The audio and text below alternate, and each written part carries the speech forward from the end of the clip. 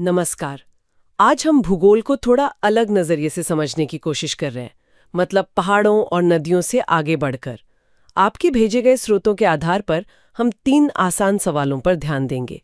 कोई चीज़ कहाँ है, वो वहीं क्यों है, और इससे हमें क्या फर्क पड़ता है।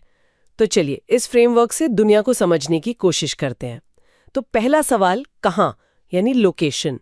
अब ये लोकेशन 2 तरह की हो सकती है ना? जी हाँ, बिल्कुल 2 मुख्य प्रकार हैं। एक तो हुई एब्सोल्यूट लोकेशन, एकदम सटीक पता। हाँ, जैसे अक्षांश और देशांतर का इस्तेमाल करके लैटिट्यूड लॉन्गिट्यूड जैसे कहते हैं। जैसे दिल्ली का क्या था, वो लगभग 28.6 डिग्री नॉर्थ, 77.2 डिग्री ईस्ट। बिल्कुल, वो उसका एब्सोल्यूट पता हो गया। और दूसरी है रिलेटिव लोकेशन, मतलब किसी जानी पहचानी चीज के आसपास। हाँ, जैसे हम रोजमर्रा में बताते हैं, कॉलेज जो है वो बस स्टैंड से कोई 800 मीटर पूर्व में है। हाँ, ये ज्यादा आम है, हम ऐसे ही बताते हैं रास्ते। बिल्कुल, ये समझने में आसान होता है आम बातचीत में। तो ये तो हुआ कहाँ। अब आते हैं दूसरे, शायद ज्यादा दिलचस्प सवाल पर, वहां क्यों। हाँ, ये बहुत महत्वपूर्ण सवाल है।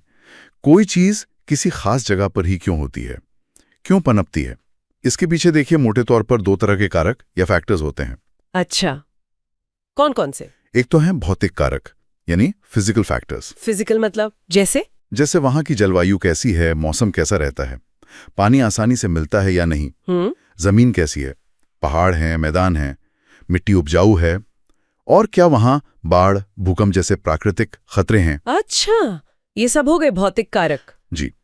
और दूसरे हैं मानवीय कारक, ह्यूमन फैक्टर्स। मानवीय? हाँ, इसमें क्या आएगा? इसमें आता है इंफ्रास्ट्रक्चर, मतलब सड़कें, रेल लाइन, बंदरगाह, इंटरनेट कनेक्टिविटी वगैरह। ठीक है। फिर बाजार है या नहीं, स्किल्ड लोग, कारीगर या पढ़े लिखे लोग मिलते हैं क्या। वर्कफोर्स। हाँ, फिर सरकार की नीतियां कैसी हैं, क्या वो बिजनेस या किसी खास इंडस्ट्री को बढ़ावा देती हैं। और हाँ, वहाँ का कल्चर यानी संस्कृति भी मायने रखती है। हाँ, ये तो बहुत सारे फैक्टर्स हो गए। जैसे आपके स्रोतों में कुछ उदाहरण थे। असम में चाय क्यों उगती है? बिल्कुल, वहाँ की जलवायु, ढलान वाली जमीन, बारिश यानी पानी, और फिर ट्रांसपोर्ट की सुविधा, ये सब मिलकर चाय के लिए सही माहौल बनाते हैं। और बैंगलोर का आईटी क्लस्टर, वो क्यों बना? हाँ, बैंगलोर का उदाहरण बढ़िया है। वहाँ मौसम तो अच्छा है ही, पर साथ में पहले से मौजूद सरकारी R&D संस्थान थे, जिससे अच्छी शिक्षा और टैलेंट पूल बना। अच्छा। फिर अच्छी कनेक्टिविटी, सरकार की सपोर्टिव नीतियां, इन सब ने मिलकर उसे IT हब बनाया।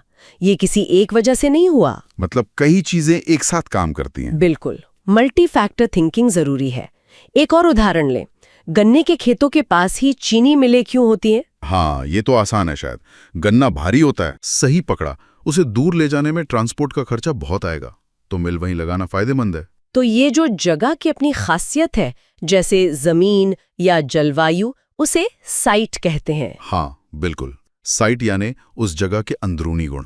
और उसका आसपास की जगहों से कनेक्शन, जैसे ट्रांसपोर्ट या बाजार, वो सिचुएशन हुआ। परफेक्ट।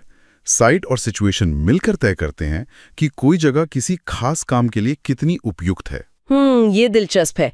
तो ये कहाँ और क्यों समझने के बाद तीसरा सवाल आता है, हमें क्या फर्क पड़ता है? Why care? हाँ, और ये बहुत अहम सवाल है। ये सब जानने का फायदा क्या है? क्योंकि इसका सीधा असर हमारी रोजमर्रा की जिंदगी पर पड़ता है। बिल्कुल। आप ही सोचिए, हम घर कहाँ खरीदते हैं या किराए पर लेते हैं? हाँ, किराया देखते हैं, ऑफिस या स्कूल से दूरी देखते हैं। हाँ, बाजार पास है या नहीं, कनेक्टिविटी कैसी है, ये सब क्या है? ये सब लोकेशन और उसके कारकों का ही तो विश्लेषण है। सही बात है। व्यापारी सोचता है दुकान कहाँ खोलूं, मॉल कहाँ बनता है जहां लोग आसानी से आ जा सकें, सप्लाई चेन कैसे बनेगी, ये सब भूगोल के ही सवाल हैं। और सरकार के लिए भी ये जरूरी होगा। बहुत ज्यादा। सरकार को फैसले लेने होते हैं, जोनिंग के नियम बनाने होते हैं, कहाँ घर बनेंगे, कहाँ फैक्ट्री लगेगी। हाँ। पब्लिक ट्रांसपोर्ट का रूट क्या होगा, बाढ़ आने वाले इलाके में घर बनाने की इजाजत देनी चाहिए या नहीं। आपके स्रोत में वो उदाहरण था ना, नदी के किनारे सस्ते घर। हाँ, सस्ते घर मिल सकते हैं नदी के पास, फ्लड प्लेन में। साइट शायद अच्छी लगे, पर सिचुएशन क्या है, बाढ़ का खतरा है। तो कहाँ और क्यों समझने से हम ये रिस्क और फायदे का हिसाब लगा सकते हैं। बिल्कुल, इससे बेहतर फैसले लिए जा सकते हैं। पर्यावरण पर असर देख सकते हैं, भूजल का स्तर, प्रदूषण का फैलाव। स्वास्थ्य सेवाओं में भी इसका रोल होगा। जरूर। क्लिनिक कहाँ खोलना चाहिए ताकि ज्यादा से ज्यादा लोगों को फायदा हो, टीकाकरण कैंप कहाँ लगाना सबसे असरदार रहेगा, ये सब जगह और आबादी के वितरण को समझने पर निर्भर करता है। तो ये तो हुआ हमें क्या फर्क पड़ता है। आपके स्रोतों में भूगोल के 5 विषयों का भी जिक्र था, संक्षेप में। हाँ, वो एक स्थापित तरीका है भूगोल को समझने का। लोकेशन, जिसकी हमने बात की, फिर प्लेस यानी किसी जगह की खास पहचान, जैसे शिमला अपनी पहाड़ियों और मौसम के लिए जाना जाता है। अच्छा। तीसरा, ह्यूमन एनवायरनमेंट इंटरैक्शन, यानी इंसान और पर्यावरण का रिश्ता, जैसे पहाड़ों में सीढ़ीदार खेती। चौथा, मूवमेंट, लोगों का, सामान का, विचारों का एक जगह से दूसरी जगह जाना। और पांचवा, रीजन यानी क्षेत्र।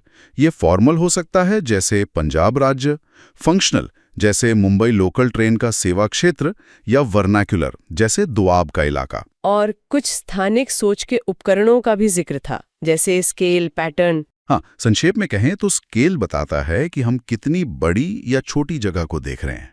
पैटर्न बताता है कि चीजें कैसे फैली हुई हैं, झुंड में, क्लस्टर्ड, एक लाइन में, लीनियर, या बिखरी हुई, डिस्पर्स्ड। साइट बनाम सिचुएशन की बात हमने की, और डिफ्यूजन यानी किसी चीज का फैलना। जी, ये सब तरीके हैं जगहों को और गहराई से समझने के। और मानव पर्यावरण संपर्क के कुछ और उदाहरण रोजमर्रा की जिंदगी से। बिल्कुल। सोचिए, किसान मानसून की देरी देखकर अपनी फसल की योजना बदलता है। हाँ। कोई फूड डिलीवरी स्टार्टअप ट्रैफिक और मोहल्लों की बनावट देखकर अपना डिलीवरी रूट तय करता है।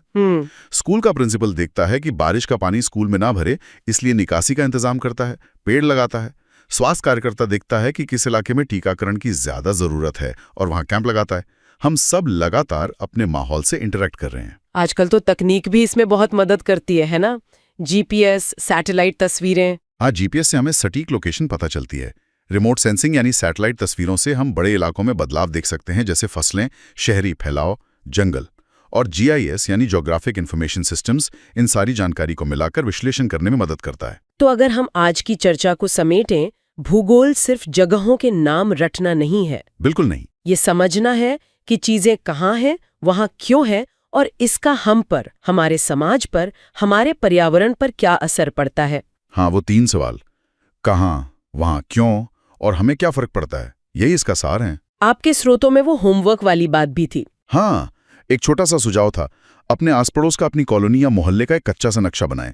देखें कि वहाँ क्या क्या है। वो हुई साइट, वो बाकी शहर से कैसे जुड़ा है, सड़कें, बस स्टॉप वगैरह। वो हुई सिचुएशन, वहाँ मौसम कैसा रहता है। ये करने से शायद ये कॉन्सेप्ट्स ज्यादा क्लियर होंगे। बिल्कुल, ये एक प्रैक्टिकल तरीका है इन विचारों को समझने का। तो अगली बार जब आप बाहर निकलें और कोई नई चीज देखें, कोई नया मॉल, कोई अस्पताल, कोई नई सड़क, तो एक पल रुक कर सोचें, ये यहीं क्यों, इससे किसे क्या फर्क पड़ेगा। ये सवाल पूछने की आदत डालनी चाहिए, दुनिया ज्यादा दिलचस्प लगने लगेगी। बिल्कुल।